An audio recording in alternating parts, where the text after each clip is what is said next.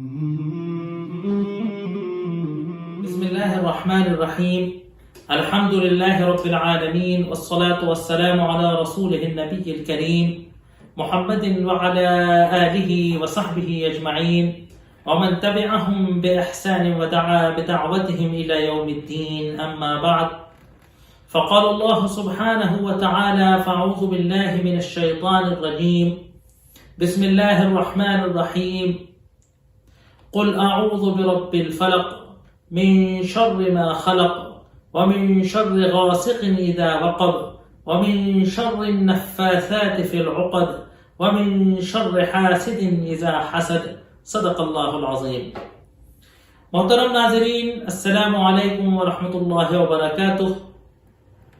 سابقہ لیکچر کے اندر سورہ اخلاص کے تعلق سے گفتگو ہوئی تھی، اور وہاں یہ بات کہی گئی تھی کہ بہت ساری احادیث مبارکہ کے اندر سورہ اخلاص کے ساتھ سورہ قل اعوذ برب الفلق اور قل اعوذ برب الناس کے پڑھنے، تلاوت کرنے اور مختلف مواقع میں خاص طور سے سوتے وقت اپنے اوپر پھونکنے کے سلسلے میں احادیث آئی ہیں. لہذا اب ہم سورہ اخلاص، جو کہ توحید کی صورت تھی، جس کے اندر اللہ تبارک و تعالیٰ کا تعارف بتایا گیا تھا، قرآن کے آغاز میں سورہ فاتحہ کے اندر اللہ کا تعارف کرایا گیا کہ ساری تعریفیں، حمد و ثنا، ستائشیں، تشکر اس خدا کا ہے کہ جو رب العالمین ہے، جو رحمان الرحیم ہے، جو مالک یوم الدین ہے.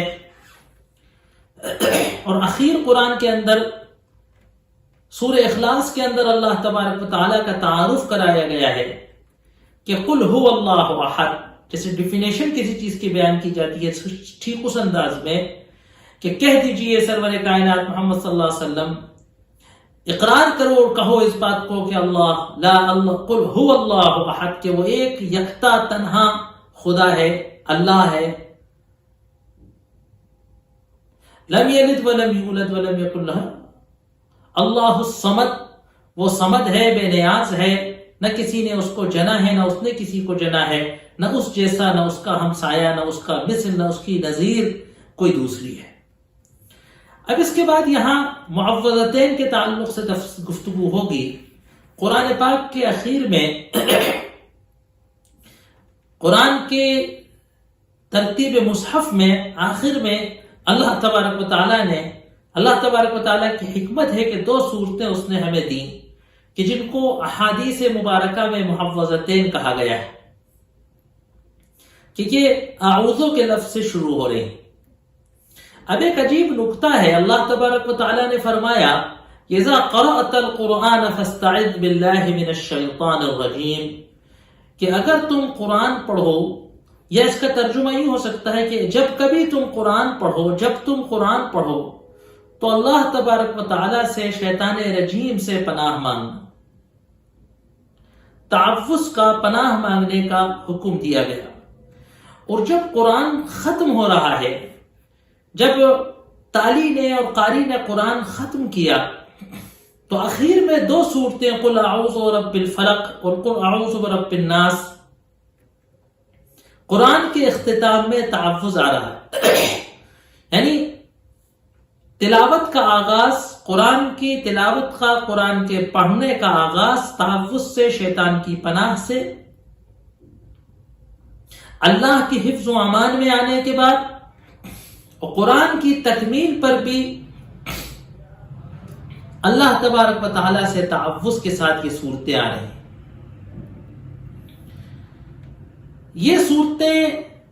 یہ دونوں صورتیں معوذتین، سورہ فلق اور سورہ ناس، کیونکہ پہلی آیت کے اندر قل اعوذ برب الفلق تو سورت کا نام فلق ہے، اور قل اعوذ برب الناس سورت کا نام سورہ ناس ہے، کہ یہ صورتیں مکی ہیں کہ مدنی. اس میں علماء کرام کی معرکۃ الآراء بحث ہے. ایک طبقہ ہے مفسرین کا، محدثین کا، کہ جو ان دونوں صورتوں کو مکی صورتیں تصور کرتا ہے. علامہ ابن کثیر رحمۃ اللہ علیہ نے اور دیگر مفسرین نے ایک تعداد مفسرین کی، علماء سلف کی ذکر کی ہے کہ جنہوں نے ان دونوں سورتوں کو مکی سورت مانا ہے، لیکن وہیں ایک تعداد ہے علماء کرام کی، مفسرین کی، ماہرین فن کی، کہ جن نے اس سورت کو مدنی سورت قرار دیا ہے۔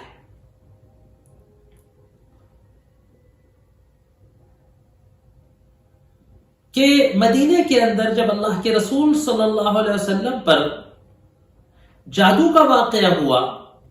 اس وقت یہ دونوں صورتیں اتنی تعوذ کے لیے کہ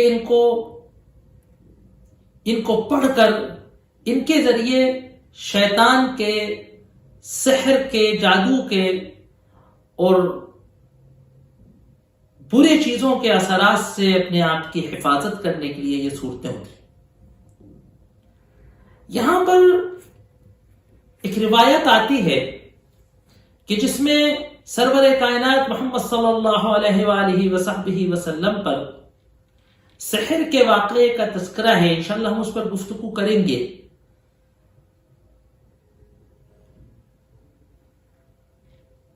علامہ ابن کثیر رحمۃ اللہ علیہ نے اشارہ کیا ہے کہ راجح اور صحیح قول یہی ہے کہ یہ دونوں صورتیں مدنی صورت ہیں، لیکن ان کے مضمون کو اگر دیکھا جائے تو ان کے مکی ہونے میں بھی کوئی بعید نہیں ہے۔ بخاری اور مسلم کی روایت میں آتا ہے کہ پھر اللہ تبارک و تعالیٰ نے یہ دونوں صورتیں نازل فرمائیں اور اللہ کے رسول صلی اللہ علیہ وسلم نے ان کی تلاوت کری، اور ایک ایک آیت پڑھی جاتی تھی اور ایک ایک عقدہ اس کا ایک ایک گرہ کھلتا جاتا تھا اور آپ کی طبیعت بہتر ہو گئی، آپ پر سے وہ تکلیف کی حالت ختم ہو گئی۔ یہاں پر یہ بات ذہن میں رہنا ضروری ہے کہ خالی اس شان نزول کے مد نظر رکھتے ہوئے یہ ضروری نہیں ہے کہ یہ سورت مدینے میں ہی نازل ہوئی ہو۔ یہ عین ممکن ہے کہ سورہ مکے میں اتر گئی ہو، پھر جب یہ واقعہ آیا ہو تو اللہ تبارک و تعالیٰ نے جبریل کے ذریعے یہ پیغام دیا ہو، حضرت جبریل نے آ کر اللہ تبارک و تعالیٰ کی طرف سے اللہ کے حکم سے فرمایا سرور کائنات سے کہ جو معوذتین ہم نے تمہیں دی ہیں وہ اس عمل میں کارگر رہیں گی، تو گویا کہ یہ معوذتین اس وقت نازل ہوئی، یعنی ان کا یہ حکم کہ ان کا یہ استعمال کیا جائے، ان کو یہ پڑھا جائے، اس وقت نازل ہو۔ تو لہٰذا کچھ علماء نے اس طریقے سے ان دونوں قولوں کے درمیان تطبیق، یعنی ان دونوں قولوں کے درمیان مطابقت، ہم آہنگی پیدا کرنے کی بھی کوشش کی گئی۔ بہرحال یہ دونوں قول موجود ہیں اور کوئی اصرار نہیں ہے اس پر کہ جو ہے کوئی اختلاف کیا جائے۔ بعض علماء نے اس کو مکی قرار دیا ہے، بعض علماء نے ان صورتوں کو مدنی قرار دیا ہے۔ تعوذ کی حقیقت کیا ہے؟ تعوذ کہا جاتا ہے اعاذ یعیذ و اعادۃ، پناہ لینا۔ قرآن کے آغاز میں تعارف قرآن کے سلسلے میں سورہ فاتحہ سے پہلے جو ہم نے کچھ لیکچر تعارف قرآن کے تعلق سے پیش کیے تھے آپ حضرات کی خدمت میں، اس میں تعوذ کے موضوع پر ایک پورا ویڈیو ہے۔ جو حضرات اس کی تفصیل کو مزید جاننا چاہتے ہوں وہ ہمارے اس یوٹیوب چینل کے اوپر سے اس ویڈیو کو دیکھ سکتے ہیں۔ تو تعوذ کہتے ہیں پناہ کو، اعاذ یعیذ اعاذ۔ اب اللہ تبارک و تعالیٰ نے آغاز قرآن میں کہا تھا کہ اعوذ باللہ من الشیطان الرجیم، کہ یہ طے ہے کہ پناہ کس سے مانگ رہے ہیں، کس کی جناب میں کس کی حمایت حاصل کرنا چاہتے ہیں، اور کس کے خلاف پناہ مانگ رہے ہیں، کس چیز سے بچنا چاہتے ہیں، یہ طے ہونا چاہیے۔ ایسا نہ ہو کہ ہم غلط چیز کی پناہ مانگیں۔ تو اللہ تبارک و تعالیٰ نے یہ طے کر دیا کہ اعوذ باللہ ہے، میں اللہ کی پناہ میں جاتا ہوں، من الشیطان الرجیم، شیطان رجیم سے۔ اب انشاءاللہ ان دونوں صورتوں کے تناظر میں جب تعوذ پر گفتگو ہوگی تو دیکھیں گے آپ کہ پناہ میں جانے کی شرط یہ ہے کہ وہ ہستی اس بات کی طاقت اور اہلیت رکھتی ہو کہ وہ ہماری حفاظت کر سکے۔ مثال کے طور پر آپ نے اکثر سنا ہوگا کہ بھائی آپ کو ڈاکو دھمکی دے رہے ہیں، آپ اپنی جان و مال کے تحفظ کے لیے پولیس میں رپورٹ کر دیجئے. تو بہت سارے سمجھدار لوگ کہتے ہیں کہ نہیں بھائی پولیس میں رپورٹ نہیں کریں گے. کیوں؟ کیونکہ پولیس ہمیں ان ڈاکوؤں سے، ان چوروں سے، وہ جو ہمیں دھمکی دے رہے ہیں، ان سے نہیں بچا سکتے. لہذا وہ دیکھتے ہیں کہ بھائی کوئی ایسا دبنگ مل جائے، کوئی ان حضرات کی لائن کی کوئی ایسی ہستی مل جائے کہ جس سے ہم تعلق قائم کریں، مدد لیں، اور وہ ہمارے اور ان کے درمیان کوئی واسطہ بنا دے. تو انسان پناہ اس کی لیتا ہے، اس کی شرن میں، اس کی سیکورٹی میں جاتا ہے، جس کے بارے میں اس کو یہ یقین ہوتا ہے، جس کے بارے میں اس کو یہ اندازہ ہوتا ہے کہ یہ ذات مجھے اس خطرے سے، یہ ذات مجھے اس نقصان سے یا اس دشمن سے بچانے کی، حمایت کرنے کی صلاحیت اور اہلیت رکھتی ہے. ان دونوں صورتوں کے اندر یہی بات کا احساس کرایا گیا ہے، اس بات کو ذہن کے اندر بٹھایا گیا ہے کہ یہ معوذتین ہیں، ان کو پڑھنے سے، ان کے تحفظ سے اللہ تبارک و تعالی ہماری شرور سے، فتن سے، شیاطین کے اثرات سے ہمیں محفوظ رکھتا ہے. اب یہاں ایک بات سمجھنا ضروری ہے، شاید یہ بات کئی بار دوران گفتگو آتی رہتی ہے، لیکن یہاں اس بات کو الگ سے سمجھنا اور ذہن نشین رکھنا ضروری ہے کہ بہت ساری روایات میں ان دونوں صورتوں کی فضیلتوں میں آیا ہے، ان دونوں صورتوں کی فضائل آئے ہیں. صحابہ کرام کو اللہ کے رسول صلی اللہ علیہ وسلم نے ان کی فضائل بتائے. آپ صلی اللہ علیہ وسلم نے فرمایا کہ میں تم کو ایسی دو صورتیں نہ سکھلا دوں کہ جن جیسی صورت نہ تو تورات میں نازل ہوئی، نہ انجیل میں نازل ہوئی، نہ زبور میں نازل ہوئی، نہ قرآن میں نازل ہوئی، نہ اور کسی آسمانی کتاب میں نازل ہوئی. پھر آپ مصروف ہو گئے، پھر میں نے یاد دلایا تو آپ نے فرمایا کہ قل اعوذ برب الفلق اور قل اعوذ برب الناس، یہ دونوں صورتیں مجھے سکھلائیں. پھر نماز کا وقت ہو گیا تو آپ صلی اللہ علیہ وسلم نے نماز پڑھائی اور اس میں یہ دونوں صورتیں تلاوت فرمائی. حضرت عائشہ صدیقہ رضی اللہ عنہا فرماتی ہیں، ہم نے سورہ اخلاص کے تعلق سے بھی اس بات کو ذکر کیا تھا سورہ اخلاص کی گفتگو میں، کہ آپ صلی اللہ علیہ وآلہ وصحبہ وسلم ہر رات یہ تینوں صورتیں قل هو اللہ احد اور قل اعوذ برب الفلق اور قل اعوذ برب الناس پڑھ کر اپنے ہاتھوں میں اس طریقے سے پھونکتے تھے، اور پھر اپنے چہرے پر، اپنے سر پر، جہاں تک آپ کا ہاتھ پہنچتا تھا اپنے بدن پر پھیرتے تھے. یہاں تک کہ حضرت عائشہ فرماتی ہیں کہ جب آپ کی طبیعت بگڑی، وثقلا، بہت طبیعت آپ کی کافی خراب ہو گئی، تو میں نے ان تینوں صورتوں کو پڑھ کر آپ کے ہاتھ میں پھونکا اور اپنے ہاتھ کے بجائے آپ کے ہاتھ کو پھیرا، آپ کے ہاتھوں کی برکت کی وجہ سے. تو روایات میں اور بھی روایتوں میں آیا ہے کہ اللہ کے رسول صلی اللہ علیہ وسلم نے اس بات کی تلقین کی ہے کہ ان صورتوں کو پڑھ کر اپنے اوپر پھونکا جائے اور ہاتھ کو بھی پھیرا جا سکتا ہے، پھیرا جائے. ایک روایت میں آتا ہے کہ فقرأ بہما اذا امسیت واصبحت، پڑھا کرو ان دونوں صورتوں کو کہ جب تم شام کرو، جب تم صبح کرو. اذا آویت الی فراشک، جب تم اپنے بستر پر پناہ لو تو ان صورتوں کو پڑھا کرو. حفظ من الشیطان، یہ شیطان کے اثرات سے، شیطان کے وسوسوں سے، شیطان کی چالوں سے، شیطان کے نقصان پہنچانے سے تم کو محفوظ رکھے گا. اب یہاں یہ گفتگو انتہائی ضروری ہے کہ کیا ان صورتوں کے اندر کوئی ایسا ٹوٹکا ہے، کیا یہ کوئی ایسا منتر ہے کہ جن کے پڑھ لینے سے ہمارے اوپر کوئی ایسی شیلڈ لگ جائے گی، کوئی ایسا حصار کھنچ جائے گا، کوئی ایسی آہنی دیوار ہمارے ارد گرد کھنچ جائے گی،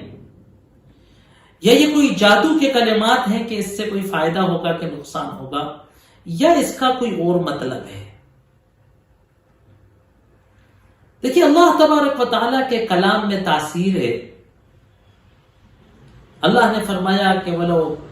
قُرْآنًا سُيِّرَتْ بِهِ الْجِبَالُ أَوْ كُلِّمَ بِهِ الْمَوْتَى، اگر کوئی پڑھنے کی چیز ہوتی ہے ایسی کہ جس سے پہاڑوں کو چلایا جائے یا مردوں کو زندہ کیا جائے تو وہ یہ قرآن ہوتا۔ اللہ کے اس ارشاد باری تعالی سے بات پتہ چلتی ہے کہ قرآن کی کلام الہی ہونے کی وجہ سے اس کی برکت اور اس کی تاثیر یقیناً ایسی ہو سکتی تھی۔ اتنا بھاری کلام ہے کہ ممکن تھا اس سے پہاڑوں کو چلا لینا اور مردوں کو حیات بخش دینا، لیکن اللہ تبارک و تعالی نے کائنات کے نظام کو چلانے، موت اور حیات کے اسباب کو پیدا کرنے، بیماری اور صحت کے اسباب کو اللہ تبارک و تعالی نے فرمایا ہے۔ اللہ کی یہ قدرت میں تھا کہ اللہ ایسا کرتے، لیکن اللہ تبارک و تعالی کی یہ منشا نہیں تھی کہ اس کی کتاب کو اس طریقے سے امراض کے علاج کے لیے استعمال کیا جائے۔ میں اکثر کہا کرتا ہوں کہ قرآن کے شفا ہونے سے، قرآن کی برکت سے ہرگز انکار نہیں۔ اللہ نے کہا شفاء لما فی الصدور، کہ یہ شفا ہے۔ انکار اس سے ہے کہ جو ہم نے قرآن کو میڈیکل اسٹور کی دکان بنا رکھی ہے کہ سر درد ہو تو یہ آیت، پیٹ خراب ہو تو یہ آیت، فلاں ہو تو یہ آیت، نرینہ اولاد چاہیے ہو تو یہ آیت ہے نا، سانس کو قابو میں کرنا ہو تو یہ آیت، شوہر کو قبضے میں لینا ہو تو یہ آیت، اور یہاں تک کہ کچھ حضرات تو یہاں تک چلے گئے، یہ تک واقعات سننے کو آتے ہیں کہ صاحب بڑے پہنچے ہوئے بزرگ ہیں، بڑے پہنچے ہوئے ہیں، وہ لاٹری کا نمبر بتا دیتے، وہ ایسا پڑھنے کو کچھ دیتے ہیں،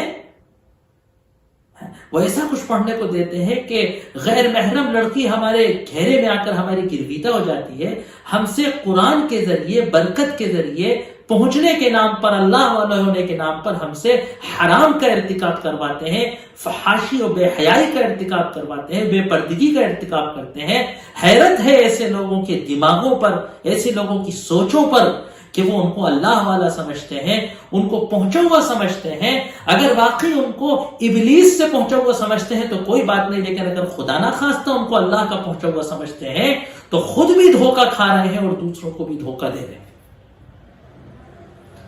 اللہ کے قرب کسی کو حاصل ہو اور وہ گناہ کا تصور کرے گی نہیں، گناہ نادانی میں اس سے ہو جائے یہ تو ممکن ہے، لیکن پلان بنا کر، تدبیر کر کے گناہ کرے اور کروائے اور اس کے لیے اللہ کے کلام کو، برکت کو اور جادو ٹونے کو اور تعویذ گنڈے کو اور جھاڑ پھونک کا استعمال کرے۔ حیرت ہوتی ہے ایسے لوگوں کی عقلوں پر کہ وہ سوچتے کس طرح سے۔ تو قرآن کی شفا سے انکار نہیں، قرآن کی برکت سے انکار نہیں، قرآن کی تاثیر سے انکار نہیں، لیکن قرآن کو کاروبار بنانے سے انکار ہے۔ سمجھنے کی بات یہ ہے کہ ان معوذتین کے پڑھنے میں کیا آخر ایسا ہے کہ جس سے ہماری حفاظت ہوتی ہے۔ سرور کائنات محمد صلی اللہ علیہ وآلہ وصحبہ وسلم نے ہم کو ایسا کرنے کا فرمایا ہے۔ یہ دونوں صورتیں اگر اس کے ترجمے پر آپ غور کریں گے، یہ بہت مختصر سی صورتیں چند الفاظ پر مبنی۔ دیکھیے، ذہن کے اندر کسی بات کو بٹھانے کے لیے، دل کے اندر کسی احساس کو بیدار کرنے کے لیے، اور دل و دماغ کے اندر ایک دھن سی بنا دینے کے لیے، جیسے نعرے لگتے ہیں، ہے نا، جیسے جنگ آزادی میں نعرے لگے تھے، کہیں بھی جو قوموں کی جنگیں ہوتی ہیں، جو کوئی انقلابات قائم ہوتے ہیں تو نعرے لگتے ہیں، انقلاب زندہ باد، آزادی چاہیے۔ تو بہت مختصر سے الفاظ کے جو نعرے ہوتے ہیں، ان نعروں کی گونج، ان نعروں کا تکرار، ان نعروں کو بار بار لگانا، صبح و شام لگانا، روزانہ لگانا، ہر دن لگانا، ریگستانوں میں لگانا، صحراؤں میں لگانا، ہے نا، میدانوں میں لگانا، ندیوں میں لگانا، دن میں لگانا، رات میں لگانا، صبح لگانا، شام لگانا، یہ نعروں کی گونج ان تحریکیوں کے دلوں کے اندر روح پھونک دیتی ہے، ان کے اندر وہ احساس بیدار کرتی ہیں اور وہ جذبہ زندہ رکھتی ہیں، ان کے اندر ایک انرجی پیدا ہو جاتی ہے، ایک طاقت پیدا ہو جاتی ہے کہ وہ میدان عمل میں کود جاتے ہیں۔ وہ رضاکار گھنٹوں گھنٹوں بھوکے پیاسے ہے نا، گرمی میں، سردی میں، ننگے سر ننگے پیر جد و جہد کے اندر لگے اپنے مقصد کے لیے رواں دواں رہتے ہیں۔ یہ نعرے ان کے اندر روح عمل پیدا کرتے ہیں، یہ نعرے ان کے اندر اپنے مقصد کو یاد رکھنے کے اندر کارگر پیدا ہوتے ہیں، وہ ان کے اندر ایک جذبہ، ایک روحانیت ان کے اندر پیدا کر دیتے ہیں۔ اسی طریقے سے قرآن کے کچھ اجزاء ہیں کہ اللہ تبارک و تعالیٰ نے، اللہ کے رسول صلی اللہ علیہ وسلم نے اپنی احادیث مبارکہ کے اندر ان کے تکرار کا، ان کے بار بار ورد کا اہتمام کیا ہے۔ اس لیے نہیں کہ ان کے الفاظ میں کوئی منتر اور جادو ہے، پڑھ لینے سے فائدہ ہو جائے گا، اور اب تو یہ کہ پڑھنا بھی نہ آئے تو دوسرا پڑھ دے گا، ہے نا، کوئی کاروباری پڑھ کر پیسے لے کر پڑھ کر بھوک دیں گے، سورہ بقرہ پڑھ دیں گے، اجنہ نہیں آئیں گے۔ ہم نے تو قرآن کا کیا کاروبار بنایا ہے، کیا قرآن کی بے حرمتی کی ہے نا، کہ اللہ تبارک و تعالیٰ سے معافی مانگنا چاہیے، اللہ تبارک و تعالیٰ سے اپنے اس رویے کی توبہ کرنا چاہیے۔ سورہ ملک کے بارے میں آیا ہے، سورہ واقعہ کے بارے میں آیا ہے، سورہ یاسین کے بارے میں آتا ہے، ہر جمعے کے روز سورہ کہف کے بارے میں آتا ہے۔ آپ غور کریں گے تو ان صورتوں کے معانی کے اندر، ان صورتوں کے اندر جو کہا گیا ہے اس کا اگر استحضار دل و دماغ کے اندر آ جائے، سورہ کہف کو ہر جمعے اگر پڑھیں گے اور سورہ کہف کے معانی کا استحضار اگر کریں گے، سورہ کہف کے اندر جو باتیں کہی گئی ہیں اگر وہ ہر ہفتے دل کے اندر دہرتی جائیں گی، وہ لیسن اگر مضبوط ہوتا جائے گا تو یقیناً وہ ایمانی قوت پیدا ہو جائے گی ہمارے اندر، وہ ایمان کی حقیقت کو سمجھنے کا وہ سینس پیدا ہو جائے گا ہمارے اندر، اور حق و باطل کے درمیان وہ اندرونی وہ حس ہمارے اندر پیدا ہو جائے گی کہ جب دجال آئے گا، جب فتنہ دجل ہوگا، ہے نا، تو اللہ تبارک و تعالی ہماری اس دجال سے حفاظت فرمائے گا۔ اسی طریقے سے سورہ واقعہ کے بارے میں آتا ہے کہ جو ہر رات سورہ واقعہ کی تلاوت کرے گا اس کو کبھی فاقہ نہیں ہوگا۔ کبھی غور کیجئے سورہ واقعہ کے الفاظ پر، سورہ واقعہ کے معانی پر، سورہ واقعہ کے ترجمے پر، سورہ واقعہ کی تفسیر پر کبھی غور کیجئے تو آپ کو پتہ چلے گا کہ کس طریقے سے آخرت کا تذکرہ کرتی ہے، کس طریقے کی جنت کی تصویر کشی ہے، کس طریقے سے جہنم سے ڈرایا گیا ہے، کس طریقے سے موت کی یاد دلائی گئی ہے،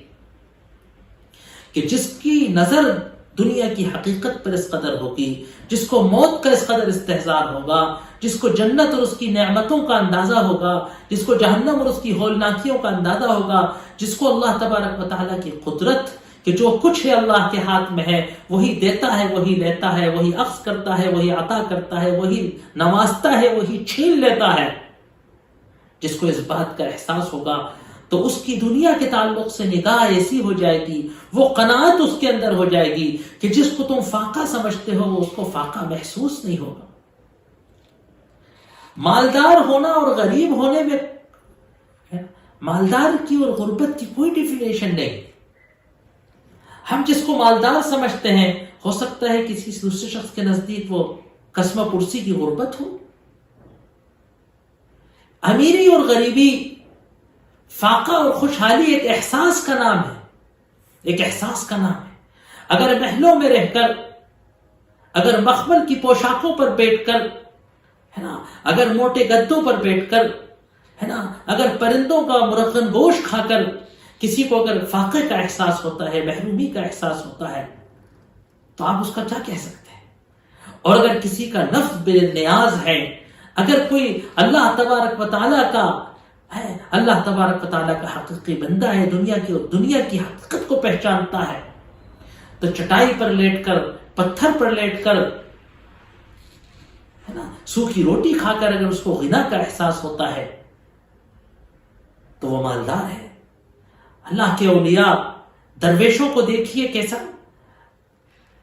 تاریخ کے زاہدوں کی تاریخیں پڑھیے تو پتہ چلے گا کہ ان کو غنا کا احساس تھا، اور بڑے بڑے بادشاہوں، بڑے بڑے مالداروں کی ہوس کے اور دنیا کی ہوس کے قصے سنیے تو ان کو سب کچھ پا کر بھی کم لگتا ہے، وہ پانے کی ہوڑ میں، حاصل کرنے کی ہوڑ میں اپنے آپ کو ہلاک کرے چلے جاتے۔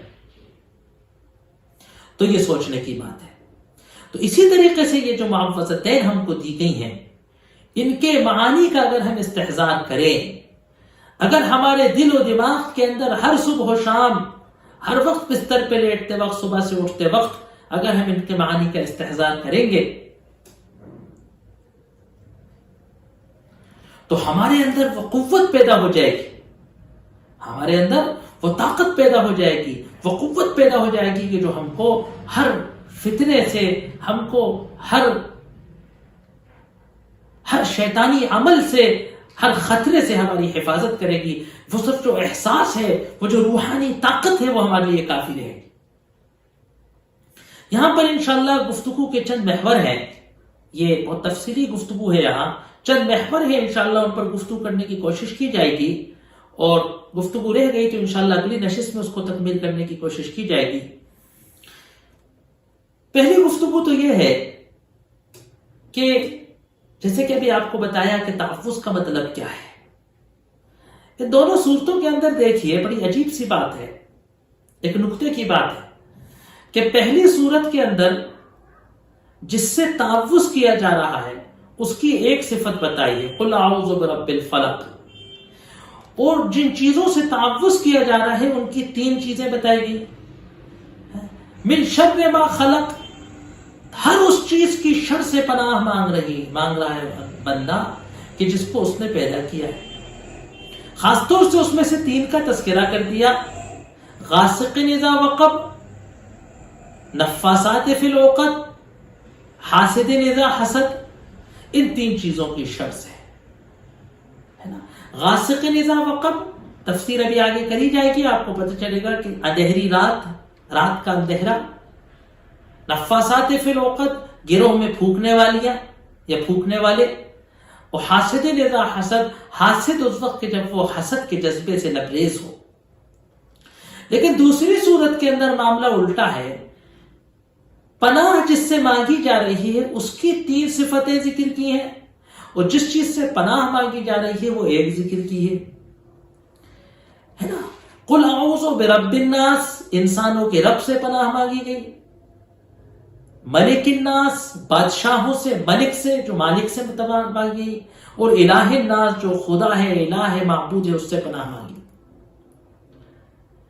من شر الوسواس الخناس، کائے سے پناہ مانگی گئی؟ وسواس خناس سے۔ تو گویا ان دونوں صورتوں کے اندر چار چیزوں سے پناہ مانگی گئی، اور جس ہستی سے پناہ مانگی گئی اس کی چار صفتیں بیان کی۔ فرق صرف اتنا ہے کہ پہلی صورت کے اندر کے جو سورہ فلق ہے اس میں رب الفلق سے پناہ مانگی گئی۔ فلق کہتے ہیں پھٹ جانے کو، فلق یفلق فلقا، پھٹ جانے کو۔ اصل مراد ہے صبح کی پو پھوڑنے والا، رات کی تاریکی سے جو صبح کی پو پھوڑتا ہے، صبح کی روشنی پھوڑتا ہے، اس اندھیری رات سے جو روشن دن نکالتا ہے۔ اس سورت کا پہلا کلمہ نفسیاتی اعتبار سے امید افزا ہے کہ وہ خدا کے جو رات کی تاریک چادر سے دن کی روشنی نکالتا ہے، گھٹا ٹوپ اندھیرے سے دمکتا ہوا سورج نکالتا ہے، وہ خدا گمراہیوں کی تاریکیوں کو، ضلالت کی تاریکیوں کو، ہے نا، تمہارے اوپر سے شر و برائیوں کی تاریکیوں کو چھانٹ کر کھلا دن اور کشادگی لے آئے گا۔ یہاں پر جن تینوں چیزوں سے پناہ مانگی جا رہی ہے وہ مادی ہے، وہ جسم سے متعلق ہے نا۔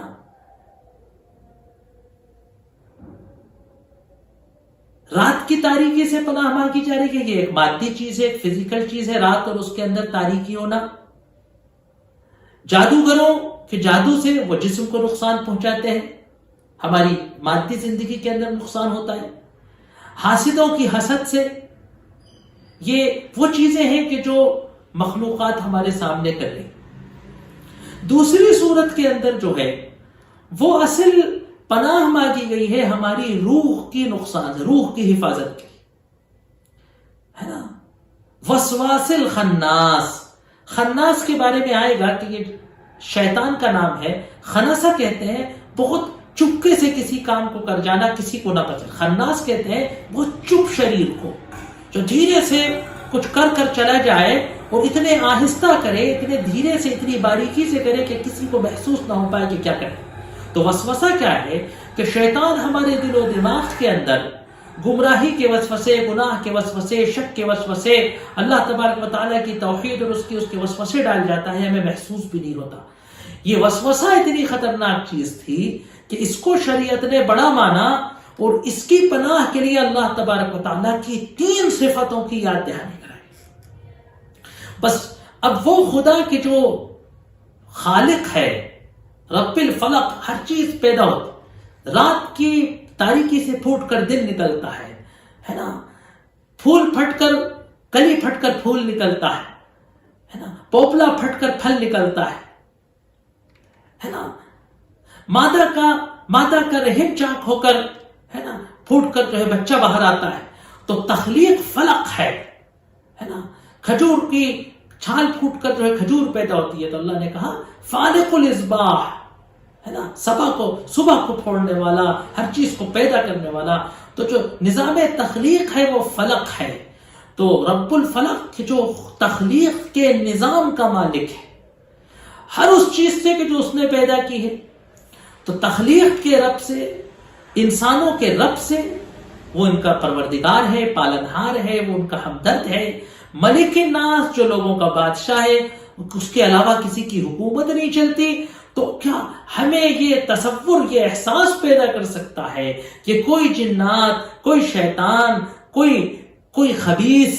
ہے، کوئی جادوگر، کوئی ساحر، کسی کی نگاہ، کوئی حاسد اللہ تبارک و تعالیٰ کی مملکت میں، اللہ تبارک و تعالیٰ کے دائرہ اختیار میں، اللہ تبارک و تعالیٰ کی حکومت میں، اللہ تبارک و تعالیٰ کے رعایا، اللہ تبارک و تعالیٰ کی مخلوق اور انسانوں پر کیا اللہ کی اجازت کے بغیر، اس کے حکم کے بغیر، اس کی مرضی کے بغیر کیا کوئی نقصان پہنچا سکتا ہے؟ کیا کوئی بال بھیکا بھی کر سکتا ہے؟ الہ الناس، وہ اللہ کی جس کی عبادت کی جاتی ہے۔ تو اگر ہم اللہ کی عبادت کریں گے، اللہ کو اپنا مالک اور اپنا رب مانیں گے، اور اس سے اس ربوبیت کا، اس الوہیت کا، اس خلاقیت کے رشتے کو جوڑ کر رکھیں گے، تو یہ صورتیں ہمارے اندر یہ اعتماد پیدا کریں گی کہ کیا مجال ہے کسی طاقت کی، کیا مجال ہے کسی غیر اللہ کی کہ وہ اللہ کی ملکیت کے اندر، اللہ کی ربوبیت کے اندر، اللہ کی الوہیت کے اندر، اللہ کی خلاقیت کے اندر، اللہ کی پیدا کردہ چیزیں اللہ کی اجازت کے بغیر، اللہ کے حکم کے بغیر، اللہ کی مشیت کے بغیر اس میں کوئی ضرر، ادنا سا ضرر پہنچانے کا کہ کوئی تصور بھی پیدا کر سکتی ہیں۔ یہ وہ طاقت ہے، یہ وہ روحانی طاقت ہے کہ جو معوذتین ہم کو ہر بیماری سے، ہم کو ہر مرض سے، ہم کو ہر وہم سے، ہم کو ہر شک سے، ہم کو ہر تذبذب و تردد سے باز لے آتی ہیں۔ یہ ایمان ہم کو ہر فکر مندی سے، ہر ٹینشن سے، ہر ڈپریشن سے، ہر روح اور نفس اور جسم کی بیماری سے ہماری حفاظت کرتا ہے۔ انشاءاللہ اس تعلق سے اگلی نشست کے اندر انشاءاللہ گفتگو کرنے کی کوشش کی جائے گی۔ خاص طور سے یہاں جو معرکۃ الاعلیٰ بحث ہے وہ ہے کہ جادو کیا ہے۔ ایک بحث تو یہ ہے کہ جادو ہوتا ہے کہ نہیں ہوتا، دوسری بحث یہ ہے کہ اگر ہوتا بھی ہے تو ہمیں کیا کرنا ہے، اور تیسرا مسئلہ یہاں یہ ہے کہ سرور کائنات صلی اللہ علیہ وآلہ وصحبہ وسلم پر جو جادو کیا گیا تھا، کیا وہ واقعہ کی کیا حقیقت ہے، کیا وہ جادو آپ پر ہوا تھا کہ نہیں ہوا تھا، آپ پر جادو ہو سکتا تھا کہ نہیں ہو سکتا تھا، اس کے تعلق سے انشاءاللہ گفتگو کرنے کی کوشش کی جائے گی۔ وآخر دعوانا ان الحمدللہ رب العالمین۔